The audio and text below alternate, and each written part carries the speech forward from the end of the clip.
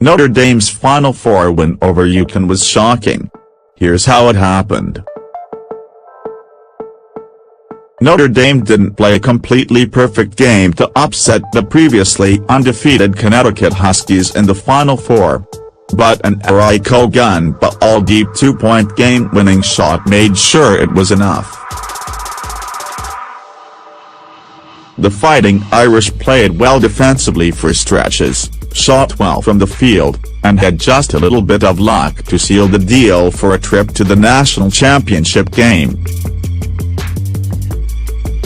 It'll go down as a masterpiece for Irish head coach Muffet McGraw. If McGraw looked at the box score before the game tipped off and saw UConn would score 89 points, Gabby Williams would double-double, Nafeza Collier would score 24, Katie Lou Samuelson would knock down 4 threes, and Azura Stevens would come off the bench for 19 points, she'd have probably told her team she was proud of their efforts and packed her bags.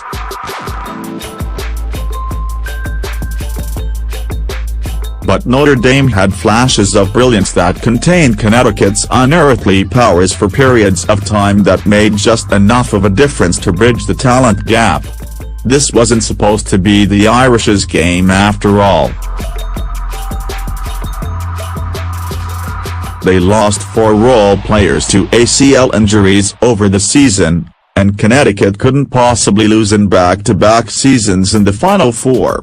Yet it happened in a 91-89 overtime win against the unbeatable Katie Lou Samuelson had to work to get open shoots, for the most part. Samuelson is the Huskies' leading scorer who does most of her damage from the three-point line. She's shot an inhuman 48% from deep throughout the season, and always seems to bail out her teammates when a play goes dead. Not this time, mostly. The Irish kept a defender at Samuelson's hip at all times, forcing her to pass away looks from behind the arc, or put her out of her comfort zone off the dribble. It was maddening for Huskies fans waiting for their star to take over, but forced just enough empty possessions for Notre Dame to pull off the win. Samuelson still played well, still had 16 points, 1 below her average, and still knocked down 4 threes. But slowing down one of the best players in college hoops on the best team in the world in the Final Four to any degree is a big deal. And this game came down to one possession. Connecticut left the wrong player open, Jackie Young. UConn head coach Gino Auriemma gambled on who to stick his strongest defenders on and lost.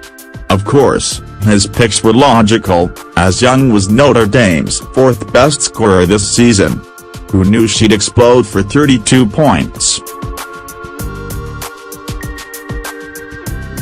UConn had its strongest defenders, Gabby Williams and Kianners, swaps between guarding Aiko gun-ball and Marina Mabrey, and had its best big, Nafeza Collier, stick Jessica Shepard.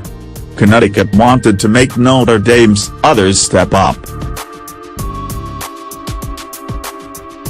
Problem for them is they did.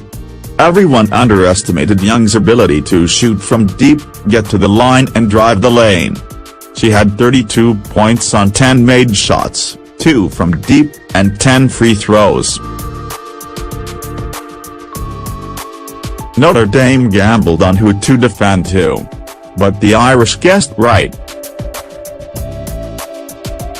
The Irish flipped from man-to-man to zone a bit, but when defending one-on-one, they made sure to pay extra attention to Williams in the lane, Samuelson from the outside and Collier in the paint. If the Irish were to lose, McGraw made it clear, She wanted Crystal Dangerfield and Kia Nurse to be the reasons why. This is where the little bit of luck came in. Dangerfield and Nurse are both terrific. You have to be to play in UConn's rotation, but as the more one-dimensional players of the six Arima rolled out, Notre Dame left them in space rather than Lev Williams, Collier or Samuelson, and made them take over. Instead, the 45 and 44% three-point shooters went a combined 2 of 15. And their shots were open, and ones they'd usually make. Gun, but was a fearless star.